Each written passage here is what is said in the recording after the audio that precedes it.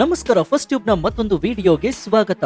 ಇವತ್ತು ನಾವು ಚರ್ಚಿಸುತ್ತಿರುವಂತಹ ವಿಷಯ ಕೇವಲ ಒಂದು ಹೇಳಿಕೆಯಲ್ಲ, ಬದಲಿಗೆ ದೇಶದ ಭದ್ರತೆ ಮತ್ತು ಐಕ್ಯತೆಯ ಮೂಲಾಧಾರವನ್ನೇ ಪ್ರಶ್ನಿಸುವ ಒಂದು ಅಪಾಯಕಾರಿ ತಂತ್ರಗಾರಿಕೆ. ಪ್ರತಿಪಕ್ಷದ ನಾಯಕರಾಗಿರುವಂತಹ ರಾಹುಲ್ ಗಾಂಧಿ ಅವರು ತಮ್ಮ ರಾಜಕೀಯ ಲಾಭಕ್ಕಾಗಿ ಭಾರತೀಯ ಸೇನೆಯೊಳಗೆ ಜಾತಿಯನ್ನ ಎಳೆದು ತಂದಿದ್ದಾರೆ. ಇಷ್ಟು ದಿನ ಯಾರು ಮಾಡದ ತಪ್ಪನ್ನ ಇದೀಗ ರಾಹುಲ್ ಗಾಂಧಿ ಅವರು ಮಾಡಿದ್ದಾರೆ. ಬಿಹಾರದ ಚುನಾವಣಾ ಪ್ರಚಾರ ಸಭೆಯಲ್ಲಿ ಮಾತನಾಡಿದ ರಾಹುಲ್ ಗಾಂಧಿ ಅವರು, ಈ ದೇಶದ ಸೇನೆಯ ನಿಯಂತ್ರಣ ಕೇವಲ 10% ಮೇಲ್ವರ್ಗದ ಜನರ ಕೈಯಲ್ಲಿದೆ, ಉಳಿದ 90% ದಲಿತರು, ಹಿಂದುಳಿದ ವರ್ಗದವರು ಮತ್ತು ಅಧಿಕಾರಿಗಳಿಗೆ ಸೇನೆಯಲ್ಲಿ ಸ್ಥಾನವಿಲ್ಲ ಅಂತ ಆಘಾತಕಾರಿ ಹೇಳಿಕೆಯನ್ನು ನೀಡಿದ್ದಾರೆ. ಹಾಗಾದ್ರೆ ಸೇನೆಯಲ್ಲಿಯೂ ಕೂಡ ರಾಹುಲ್ ಗಾಂಧಿ ಅವರು ಜಾತಿಯನ್ನ ಅಡ್ಡ ತಂದಿದ್ದಾರಾ? ರಾಹುಲ್ ಗಾಂಧಿ ಅವರ ಈ ಹೇಳಿಕೆ ಸರಿನಾ ತಪ್ಪಾ? ಭಾರತೀಯ ಸೇನೆಯಲ್ಲಿ ಜಾತಿ ಮತ್ತು ಧರ್ಮದ ಪಾತ್ರವೇನು? ಬ್ರಿಟಿಷರ ಮಾರ್ಷಲ್ ರೇಸ್ ಸಿದ್ಧಾಂತಕ್ಕೂ ಮತ್ತು ಇಂದಿನ ಸೇವಾ ನೇಮಕಾತಿಗೂ ಇರುವಂತಹ ವ್ಯತ್ಯಾಸವೇನು? ಜಾತಿಯ ಆಧಾರದ ರಾಜಕಾರಣದ ಪ್ರಯೋಗದಿಂದ ರಾಹುಲ್ ಗಾಂಧಿ ಅವರು ಪ್ರಧಾನಿಯಾಗುವ ಕನಸನ್ನ ಕಾಣ್ತಾ ಇದ್ದಾರಾ? ತಮ್ಮದೇ ಕುಟುಂಬದ 38 ವರ್ಷದ ಆಡಳಿತದ ಬಗ್ಗೆ ರಾಹುಲ್ ಗಾಂಧಿ ಯಾಕೆ ಮಾತನಾಡ್ತಾ ಇಲ್ಲ? ಈ ಹೇಳಿಕೆಯು ಯಾಕೆ ಕೇವಲ ರಾಜಕೀಯ ಟೀಕೆಯಾಗಿ ಉಳಿಯುವುದಿಲ್ಲ, ಬದಲಿಗೆ ರಾಷ್ಟ್ರೀಯ ಐಕ್ಯತೆಗೆ ಬಿಡುತ್ತಿರುವಂತಹ ವಿಷ ಬೀಜ ಎಂಬುದರ ಕುರಿತು ಈ ವಿಡಿಯೋದಲ್ಲಿ ಆಳವಾಗಿ ನೋಡೋಣ. ವಿಡಿಯೋ ತುಂಬಾ ಇಂಟ್ರೆಸ್ಟಿಂಗ್ ಆಗಿರುತ್ತೆ, ಪೂರ್ತಿಯಾಗಿ ನೋಡಿ. ಜೊತೆಗೆ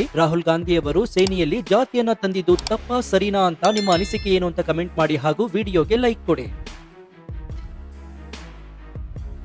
ರಾಹುಲ್ ಗಾಂಧಿ ಅವರು ತಮ್ಮ ಭಾಷಣದಲ್ಲಿ ಸಾರ್ವಜನಿಕ ಉದ್ಯಮಗಳು, ದೊಡ್ಡ ಕಂಪನಿಗಳು, ನ್ಯಾಯಾಂಗ ಮತ್ತು ಅಧಿಕಾರಶಾಹಿಯಲ್ಲಿ ಹಿಂದುಳಿದ ವರ್ಗಗಳಿಗೆ ಸಮರ್ಪಕ ಪ್ರಾತಿನಿಧ್ಯ ಇಲ್ಲ ಅಂತ ವಾದಿಸ್ತಾ ಇದ್ರು. ಆದ್ರೆ ಇದೀಗ ಅವರು ಒಂದು ಹೆಜ್ಜೆ ಮುಂದೆ ಹೋಗಿ ಈ ಚರ್ಚೆಯನ್ನ ದೇಶದ ಸೇನಾ ಸಂಸ್ಥೆಯತ್ತ ತಿರುಗಿಸಿದ್ದಾರೆ. ಹಾಗಾದ್ರೆ ರಾಹುಲ್ ಗಾಂಧಿ ಅವರು ಹೇಳಿದ್ದೇನು ಅಂತ ನೋಡೋದಾದ್ರೆ, ದೇಶದ ಟಾಪ್ 500 ಕಂಪನಿಗಳ ಮಾಲೀಕತ್ವ 10% ಮೇಲ್ಭಾಗದವರ ಕೈಯಲ್ಲಿದೆ. ಇಡೀ ದೇಶದ ಸಂಪತ್ತು ಮತ್ತು ಉದ್ಯೋಗಗಳು ಅಲ್ಲಿಗೆ ಹೋಗುತ್ತವೆ. ಇದೀಗ ಸೇನೆಯ ನಿಯಂತ್ರಣವೂ ಕೂಡ ಇದೇ ಸಣ್ಣ ಗುಂಪಿನ ಕೈಯಲ್ಲಿದೆ. 90% ದಲಿತರು, ಒಬಿಸಿ, ಅಲ್ಪಸಂಖ್ಯಾತರು ಮತ್ತು ಆದಿವಾಸಿಗಳಿಗೆ ಪ್ರಾತಿನಿಧ್ಯ ಸಿಗ್ತಾ ಇಲ್ಲ.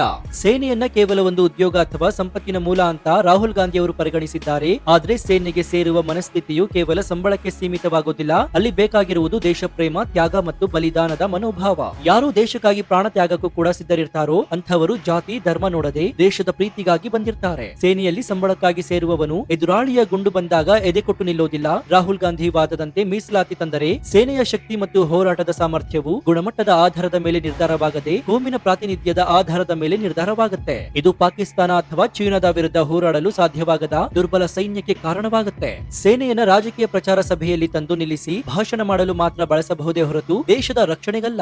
ಭಾರತ 2 ಪ್ರಮುಖ ಸಂಸ್ಥೆಗಳಲ್ಲಿ ಸೇನೆ ಮತ್ತು ನ್ಯಾಯಾಂಗ ವ್ಯವಸ್ಥೆಯಲ್ಲಿ ಜಾತಿ ಆಧಾರಿತ ಮೀಸಲಾತಿಯನ್ನ ಜಾರಿಗೆ ತಂದಿಲ್ಲ. ಇದಕ್ಕೆ ಕಾರಣ ಏನ್ ಗೊತ್ತಾ? ನ್ಯಾಯಾಧೀಶರ ಹುದ್ದೆಯು ಕಾನೂನಿನ ಅತ್ಯುನ್ನತ ಮೆರಿಟ್ ಮತ್ತು ಜ್ಞಾನದ ಆಧಾರದ ಮೇಲೆ ನಿರ್ಧಾರವಾಗಬೇಕೇ ಹೊರತು ಅವರು ಯಾವ ಜಾತಿಗೆ ಸೇರಿದವರು ಎಂಬುದರ ಮೇಲೆ ಅಲ್ಲ. ಮೀಸಲಾತಿ ತಂದ್ರೆ ಕಾನೂನಿನ ಜ್ಞಾನಕ್ಕಿಂತ ಜಾತಿಯ ಪ್ರಮಾಣ ಪತ್ರಕ್ಕೆ ಪ್ರಾಮುಖ್ಯತೆ ನೀಡಿದಂತಾಗುತ್ತೆ. ಇನ್ನು ಸೇನೆಯ ನೇಮಕಾತಿ ಸಂಪೂರ್ಣವಾಗಿ ದೈಹಿಕ ಸಾಮರ್ಥ್ಯ, ಎತ್ತರ, ತೂಕ, ಆರೋಗ್ಯ ಮತ್ತು ದೇಶಭಕ್ತಿಯಂತಹ ನಿಗದಿತ ಮಾನದಂಡಗಳನ್ನು ಆಧರಿಸಿದೆ. ಇಲ್ಲಿ ಜಾತಿ ಅಥವಾ ಧರ್ಮವನ್ನ ಪರಿಗಣಿಸಲಾಗುವುದಿಲ್ಲ.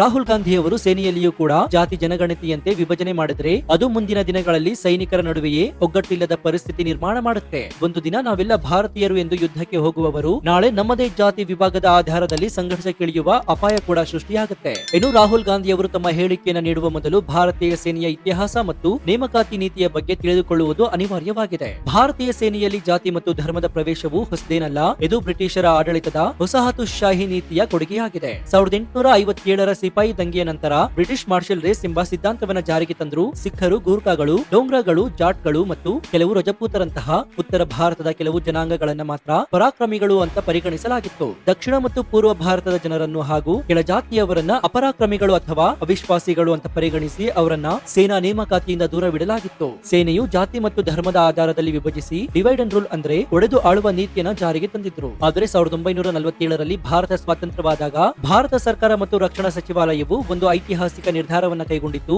ಸೇನೆಯಲ್ಲಿ ಜಾತಿ ಮತ್ತು ಧರ್ಮದ ಪ್ರವೇಶಕ್ಕೆ ಸಂಪೂರ್ಣ ನಿಷೇಧವನ್ನ ತರಲಾಯಿತು. ಭಾರತ ಸಂವಿಧಾನ ಮತ್ತು ರಕ್ಷಣಾ ನಿಯಮಗಳ ಪ್ರಕಾರ ಸೇನೆಯ ಎಲ್ಲಾ ವಿಭಾಗಗಳಿಗೆ ಮೆರಿಟ್ ಮತ್ತು ದೈಹಿಕ ಸಾಮರ್ಥ್ಯದ ಆಧಾರದ ಮೇಲೆ ಮಾತ್ರ ನೇಮಕಾತಿ ನಡೆಯುತ್ತೆ. ಯಾವುದೇ ಆಯ್ಕೆ ಮಾಡುವ ಅಧಿಕಾರಿಯು ಅಭ್ಯರ್ಥಿಯ ಜಾತಿ, ಉಪಜಾತಿ ಅಥವಾ ಧರ್ಮವನ್ನ ಕೇಳುವಂತಿಲ್ಲ. ಇನ್ನು ಇಂದಿಗೂ Sikh regiment, chart regiment, Maratha light infantry ಅಂತಹ ಜಾತಿ ಅಥವಾ ಪ್ರದೇಶದ ಹೆಸರಿನ ರೆಜಿಮೆಂಟ್ ಗಳು ಇವೆ. ಆದರೆ ಇವು ಇತಿಹಾಸ ಮತ್ತು ಪರಾಕ್ರಮದ ಸಂಕೇತಗಳಾಗಿ ಉಳಿದಿವೆ. ಈ ರೆಜಿಮೆಂಟ್ ಗಳಲ್ಲಿ ಅದೇ ಜಾತಿಯವರು ಮಾತ್ರ ಸೇರಿಸಿಕೊಳ್ಳಬೇಕು ಎಂಬ ನಿಯಮವಿಲ್ಲ.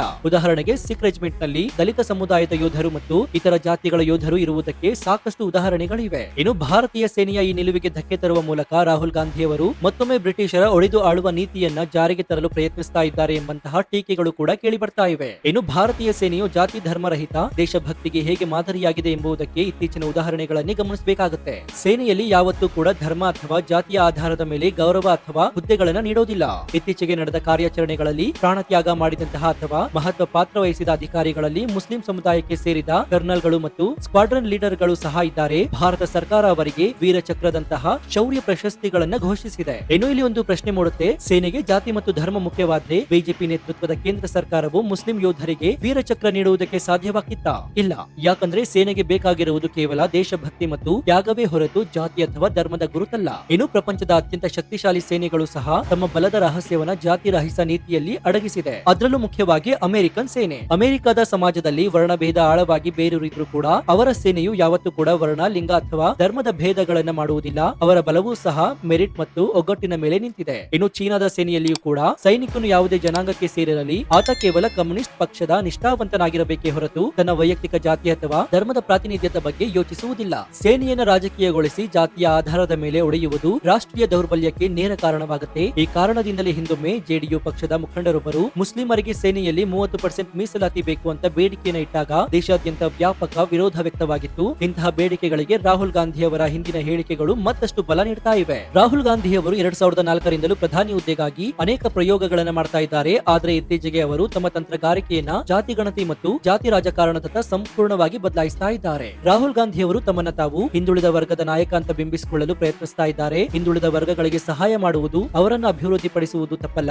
ಆದ್ರೆ ಅದನ್ನ ಸಾಧಿಸಲು ಅವರು ಆಯ್ಕೆ ಮಾಡಿಕೊಂಡಿರುವ ಮಾರ್ಗಗಳು ಸಮಾಜವನ್ನ ವಿಭಜಿಸುವಂತಿದೆ. ಇನ್ನು ರಾಹುಲ್ ಗಾಂಧಿ ಅವರು ಹಿಂದೆ ರೂಪದರ್ಶಿ ಸ್ಪರ್ಧೆಯಲ್ಲಿಯೂ ಕೂಡ ದಲಿತ ಮತ್ತು ಹಿಂದುಳಿದ ವರ್ಗದವರು ಇಲ್ಲ ಎಂದು ವಾದಿಸಿದ್ರು. ಸೌಂದರ್ಯ ಸ್ಪರ್ಧೆಯಂತಹ ವಿಷಯದಲ್ಲಿಯೂ ಕೂಡ ಮೀಸಲಾತಿ ಬೇಕು ಎಂಬಂತಹ ವಾದವು ಹಾಸ್ಯಾಸ್ಪದ ಮತ್ತು ಅವಾಸ್ತವಿಕವಾಗಿದೆ. ಇನ್ನು ಮತ್ತೊಂದು ಅಂಶ ಏನಂದ್ರೆ ಪ್ರಶ್ನೆ ಪತ್ರಿಕೆಗಳ ವಿವಾದ.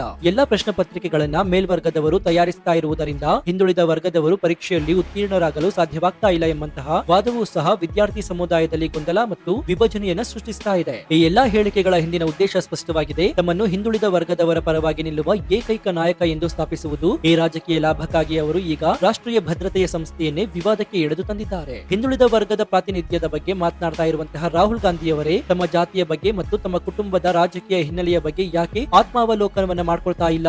ಹಾಗಾದ್ರೆ ರಾಹುಲ್ ಗಾಂಧಿ ಅವರ ಕುಟುಂಬದ ಹಿನ್ನೆಲೆ ಏನು ಅಂತ ನೋಡೋದಾದ್ರೆ, ನೆಹರು ಅವರು ಕಾಶ್ಮೀರಿ ಪಂಡಿತ್ ಎಂದು ಹೇಳಿಕೊಳ್ತಾ ಇದ್ರು ಕೂಡ ನಂತರ ನೆಹರು ಕುಟುಂಬದಲ್ಲಿ ಇಂಟರ್ ಕ್ಯಾಸ್ಟ್ ಮತ್ತು ಇಂಟರ್ ರಿಲಿಜಿಯನ್ ವಿವಾಹಗಳು ಕೂಡ ನಡೆದಿವೆ. ಏನು ತನ್ನ ಜಾತಿ ಬಗ್ಗೆ ಪ್ರಶ್ನೆ ಬಂದಾಗ ರಾಹುಲ್ ಗಾಂಧಿ ಅವರೇ ತಮ್ಮನ್ನ ಜನಿವಾರಧಾರಿ ಬ್ರಾಹ್ಮಣ ಮತ್ತು ಕಾಶ್ಮೀರದ ಕೌಲ್ ಬ್ರಾಹ್ಮಣ ಕುಟುಂಬಕ್ಕೆ ಸೇರಿದವರು ಅಂತ ಘೋಷಿಸಿಕೊಂಡಿದ್ದರು. ಅವರ ಶರ್ಟ್ ಮೇಲೆಯೇ ಜನಿವಾರವನ್ನ ಧರಿಸಿ ಮೇಲ್ವರ್ಗದ ನಾಯಕನಾಗಿ ಕಾಣಿಸಿಕೊಳ್ಳಲು ಕೂಡ ಪ್ರಯತ್ನಿಸಿದ್ರು. ರಾಹುಲ್ ಗಾಂಧಿ ಅವರ ಕುಟುಂಬವು ಕಳೆದ 70 ವರ್ಷಗಳಲ್ಲಿ ಈ ದೇಶದ ರಾಜಕಾರಣದಲ್ಲಿ ಪಡೆದಿರುವಂತಹ ಪ್ರಾತಿನಿಧ್ಯ ಎಷ್ಟಿದೆ ಎಂಬುದರ ಬಗ್ಗೆ ಅವರು ಎಂದಿಗೂ ಕೂಡ ಮಾತನಾಡ್ತಾ ಇಲ್ಲ. ನೆಹರು, ಇಂದಿರಾ ಗಾಂಧಿ, ರಾಜೀವ್ ಗಾಂಧಿ ಸೇರಿದಂತೆ ಒಂದೇ ಕುಟುಂಬವು ನೇರವಾಗಿ ಸರಿಸುಮಾರು 38 ವರ್ಷಗಳ ಕಾಲ ಈ ದೇಶದ ಪ್ರಧಾನಮಂತ್ರಿಗಳಾಗಿ ಆಡಳಿತ ನಡೆಸಿದ್ದಾರೆ. ಇಂದಿಗೂ ಸಹ ರಾಹುಲ್ ಗಾಂಧಿ ಲೋಕಸಭೆಯ ವಿರೋಧ ಪಕ್ಷದ ನಾಯಕ, ಸೋನಿಯಾ ಗಾಂಧಿ ರಾಜ್ಯಸಭಾ ಸದಸ್ಯರು ಮತ್ತು ಪ್ರಿಯಾಂಕಾ ವಾದ್ರಾ ಅವರು ಸಹ ಲೋಕಸಭಾ ಸದಸ್ಯರಾಗಿ ರಾಜಕೀಯದಲ್ಲಿ ಸಕ್ರಿಯರಾಗಿದ್ದಾರೆ. ಕೇವಲ 99 ಸಂಸದರನ್ನ ಹೊಂದಿರುವಂತಹ ಕಾಂಗ್ರೆಸ್ನಲ್ಲಿ 3 ಒಂದೇ ಕುಟುಂಬದ ಸದಸ್ಯರಾಗಿದ್ದಾರೆ. ಇನ್ನು ರಾಹುಲ್ ಗಾಂಧಿ ಅವರಿಗೆ ಪ್ರಮುಖ ಸವಾಲುಗಳು ಕೂಡ ಇವೆ. ರಾಹುಲ್ ಗಾಂಧಿ ಅವರನ್ನ ನಿಜವಾಗಿಯೂ ಹಿಂದುಳಿದ ವರ್ಗ ಮತ್ತು ದಲಿತ ಪ್ರಾತಿನಿಧ್ಯವನ್ನ ಬಯಸುವುದಾದರೆ